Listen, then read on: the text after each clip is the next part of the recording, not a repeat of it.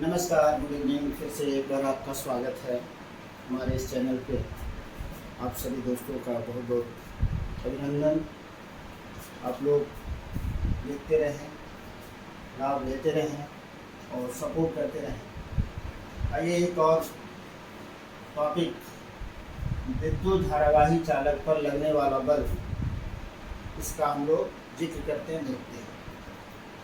धारावाही चालक, जैसा कि आप सबको पता है कि ऐसा कोई चालक हो जिसमें विद्युत का प्रवाह हो सके, तो उसको, उस चालक को कहेंगे हम विद्युत धारावाही चालक। और इस चालक को हम ले चल के किसी चुंबकीय क्षेत्र में रखते हैं तो देखते हैं कि उस पर क्या बल लगेगा।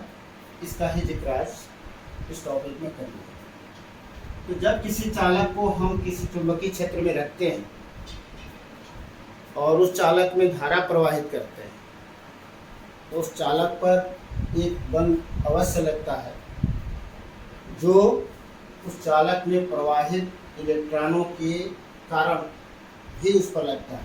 कि जब उस चालक में इलेक्ट्रॉन प्रवाहित होते हैं, गति में आते हैं, तभी उस धारावाही चालक पर एक बल लगने लगता है। उसी बल का हमको आज जानना है कि कैसे और किस हिसाब से बल लगता है, और वह बल होता कैसा है, कैसे डिपेंड करता है। तो आइए हम लोग चलते हैं। मान लेते हैं कि यह कोई एक समान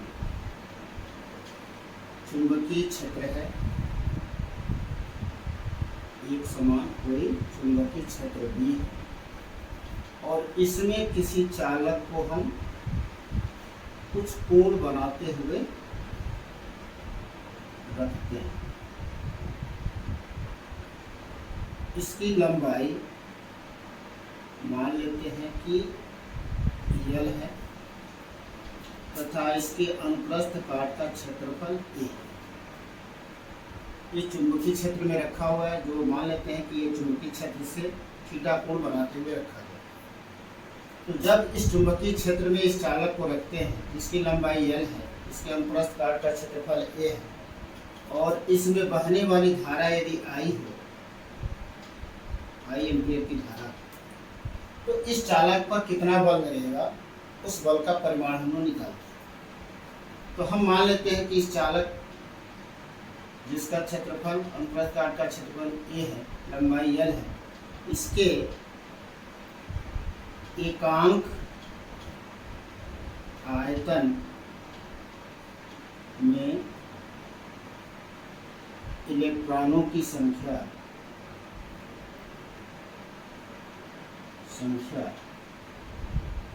हम मान लेते हैं कि इस चालक का कुल आयतन क्या हो जाएगा, लंबाई गुणित क्षेत्रफल, वह हो जाएगा AL। एकांक आयतन मतलब 1 घन मीटर आयतन में इलेक्ट्रॉनों की संख्या N है। चालक का कुल आयतन EL हो रहा है, तो चालक में कुल इलेक्ट्रॉनों की संख्या हो जाएगी NaN। फॉर्मूला है, एकांक आयतन में N इलेक्ट्रॉन है, तो इतने आयतन Al आयतन में कुल इलेक्ट्रॉनों की संख्या इन दोनों के गुणनफल के बराबर, अर्थात Na। यदि मान लें इसमें इलेक्ट्रॉन जिसका आवेश E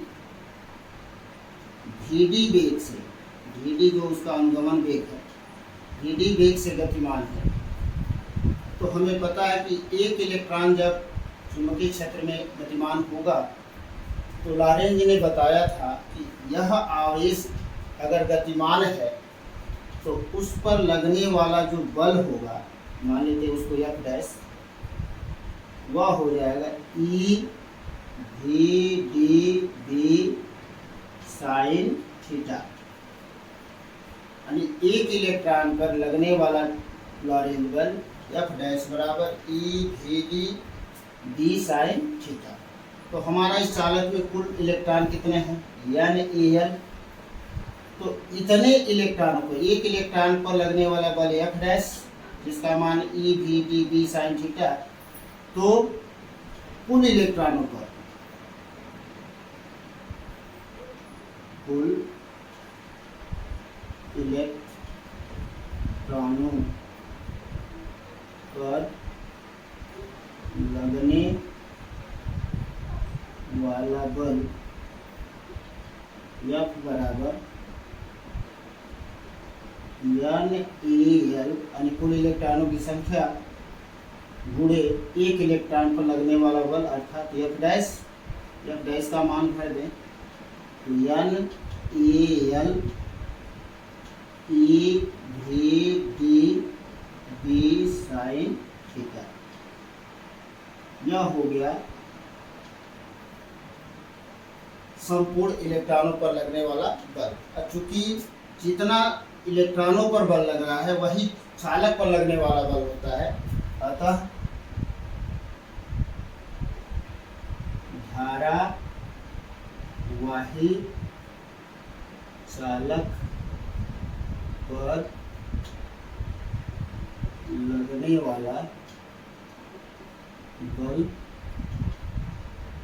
F बराबर N A L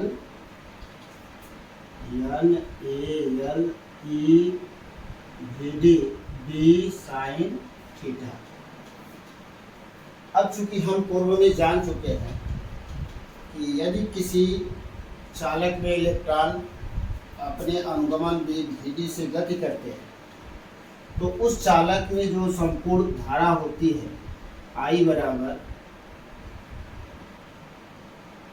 N E A V D, N E A V D के बराबर होती है। तो यदि इस N E A V D का मान हम इसमें भरें तो N E A V D इन सबको हटा के हम आई लिख सकते हैं जो चालक में बहने वाली धारा है। तो उस स्थिति में बल F बराबर हो जाएगा, ये पूरा वैल्यू उठा करके इसमें भर दें तो I B L sine theta, I B L sine theta. अब चूंकि इसमें भी साइन थीटा है तो इस बल को हम वेक्टर रूप में लिख सकते हैं, वेक्टर F बराबर I क्रॉस बी एल, इतना हम लोग ये सदिश रूप हो गया और ये हो गया उस पर लगने वाला संपूर्ण बल जो धारावाही चालक पर लगने वाले बल को प्रदर्शित करता है। तो हमने देखा कि अगर किसी विद्युत धारावाही चालक को किसी चुंबकीय क्षेत्र में ला करके रख दें तो उस पर भी एक बल लगता है जो होता है F बराबर आई बी एल साइन थीटा। अब इस बल F की बात करें तो यहाँ पर बल F जो है I और B यानी बहने वाली धारा और चुंबकीय क्षेत्र दोनों के क्रॉस गुणन से यह बल आ रहा है। तो यह बल जो होगा बहने वाली धारा और चुंबकीय क्षेत्र की तीव्रता, यह बल I और B दोनों के क्रॉस गुणन से उत्पन्न हो रहा है। तो हमें पता होना चाहिए या हमको ये जानकारी भी है कि यह बल F जो है I और B के क्रॉस गुणन से अगर आया है तो यह बल F I और B दोनों की दिशा के लंबवत होगा। मतलब इस धारावाही चालक पर जो बल लगेगा इसमें बहने वाली धारा और चुंबकीय क्षेत्र दोनों की दिशा के लंबवत होगा। अब इसका मान भी देखते हैं, यहाँ पे अन्य स्थितियाँ देखते हैं। यदि थीटा बराबर 0 हो जाए, अर्थात अगर इस धारावाही चालक को इस चुंबकीय क्षेत्र में ला के रख दिया जाए और चुंबकीय क्षेत्र की दिशा से 0 कोण पर रखा जाए। 0 कोण मतलब चुंबकीय क्षेत्र की दिशा के समांतर रख दिया जाए। चुंबकीय क्षेत्र की दिशा के समांतर अगर थीटा बराबर 0 या थीटा बराबर 0 या 180, दोनों ही स्थितियों में देखते हैं क्या होता है। तो हमको पता है कि साइन 0 और 180 का मान 0 होता है। तो इस कंडीशन में F बराबर हो जाएगा 0। मतलब कि यदि कोई धारावाही चालक एक समान चुंबकीय क्षेत्र की समांतर रख दिया जाए और उसमें धारा प्रवाहित हो रही है, तो उस पर जो है चुंबकीय बल नहीं लगेगा, उस बल का मान शून्य हो जाएगा, चुंबकीय बल हमारा शून्य होगा। दूसरी कंडीशन है, यदि थीटा बराबर 90 हो, थीटा बराबर 90 तो हमें देखना पड़ेगा यहाँ से कि F बराबर IBL साइन थीटा, तो थीटा जब 90 हो तो साइन 90 का मान 1, तो इस स्थिति में जो बल होगा वो मैक्सिमम होगा और वह हो जाएगा IBL के बराबर होगा। यह अधिकतम बल होगा, चुंबकीय बल जो उस चालक पर लगेगा। अर्थात यदि कोई चालक चुंबकीय क्षेत्र में लंबवत रख दिया जाए, जैसे ये चुंबकीय क्षेत्र है और ये हमारा मार्कर जो है कोई चालक हो और इसको एकदम चुंबकीय क्षेत्र के लंबवत रख दे और इसमें धारा प्रवाहित की जाए, तो उस चालक पर लगने वाला सबसे अधिकतम बल F बराबर होगा BIL। अब यहाँ से हम लोग चुंबकीय क्षेत्र का मात्रक भी निकाल सकते हैं। क्या हो जाएगा, तो यहाँ से देखिए तो F बराबर IBL या B बराबर हो जाएगा F/IL। F का मात्रक न्यूटन, धारा का मात्रक एम्पियर और लंबाई का मात्रक मीटर, तो B का मात्रक हो जाएगा, चुंबकीय क्षेत्र की तीव्रता का मात्रक हो जाएगा न्यूटन प्रति एम्पियर इंटू मीटर। ये हो जाएगा चुंबकीय क्षेत्र की तीव्रता का मात्रा। इसको हम अगर मूल राशियों के पदों में लिखें तो हमें पता है न्यूटन को हम लोग लिखते हैं किलोग्राम मीटर सेकेंड पर -2 बटा एम्पियर इंटू मीटर। मीटर से मीटर कैंसिल हो गया तो हमारा मात्रक क्या बन जाएगा, एक मात्रक बन जाएगा किलोग्राम सेकेंड पर -2 एम्पियर पर -1, ये हमारा हो गया एक मात्रक। और यहाँ से हम लोग इसकी चुंबकीय क्षेत्र की बीमा निकाल सकते हैं। किलोग्राम के लिए मीटर, किलोग्राम के लिए एम, इसमें मीटर नहीं है तो एल नहीं आएगा। सेकेंड तो टी पर -2, धारा के लिए हम लोग ई का प्रयोग करें, ए पर -1, ये हो जाएगा हमारा चुंबकीय क्षेत्र की तीव्रता की बीमा। मात्रक क्या निकला, न्यूटन प्रति एम्पियर इंटू मीटर, जिसे हम किलोग्राम सेकेंड पर -2 एम्पियर पर -1 भी लिख सकते हैं। और भी चुंबकीय क्षेत्र की तीव्रता के मात्रक हैं। इस न्यूटन प्रति एम्पियर इंटू मीटर को ही हम लोग टेस्ला भी बोलते हैं। टेस्ला, इसका एक और मात्रक गॉस, और एक और मात्रक होता है वेबर प्रति मीटर स्क्वायर। चुंबकीय क्षेत्र की तीव्रता के ये 4 मात्रक मिल गए हमें, न्यूटन प्रति ampere into metre, tesla, gauss और वेबर प्रति मीटर स्क्वायर। टेस्ला और गॉस में भी संबंध है कि एक टेस्ला जो होता है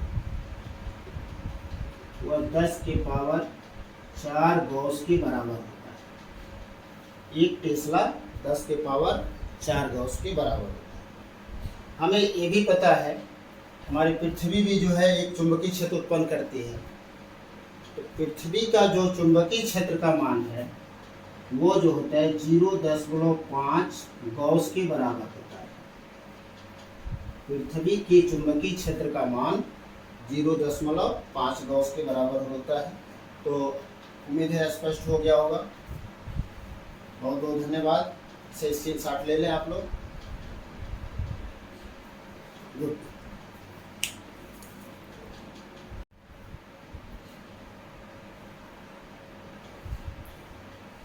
अब देखते हैं इस धारावाही चालक को जो चुंबकीय बल लगता है उसकी दिशा हम कैसे ज्ञात करेंगे। तो इस धारावाही चुंबकीय क्षेत्र में रखे इस धारावाही चालक पर लगने वाले बल के लिए दो नियमों का प्रयोग करते हैं। एक फ्लेमिंग के बाएं हाथ का नियम, जिसे हम लोग कक्षा 10 में भी पढ़ चुके हैं। होता क्या है कि हम अपने हाथ की अंगुलियों को जो है इस तरह से फैलाते हैं। यदि तर्जनी ये चुंबकीय क्षेत्र की दिशा में हो और मध्यमा अंगुली धारा की दिशा में हो, तो अंगूठा उस चालक पर लगने वाले बल की दिशा को बताता है। मतलब चुंबकीय क्षेत्र की दिशा में हम अपनी अंगुलियों तर्जनी को कर दें और चालक में जो धारा बह रही है उसकी दिशा में अब मध्यमा अंगुली को रख दें, तो ये जो अंगूठा जिस दिशा में दिखाई दे रहा है उस दिशा में जो है उस चालक पर लगने वाला चुंबकीय बल की दिशा हो जाएगी। दूसरा नियम ये है, दाएं हाथ के नियम से भी हम लोग धारावाही चालक पर लगने वाले चुंबकीय बल को ज्ञात कर सकते हैं। जैसे मान लीजिए ये आपका जो है चुंबकीय क्षेत्र है और ये धारावाही चालक है। अगर हम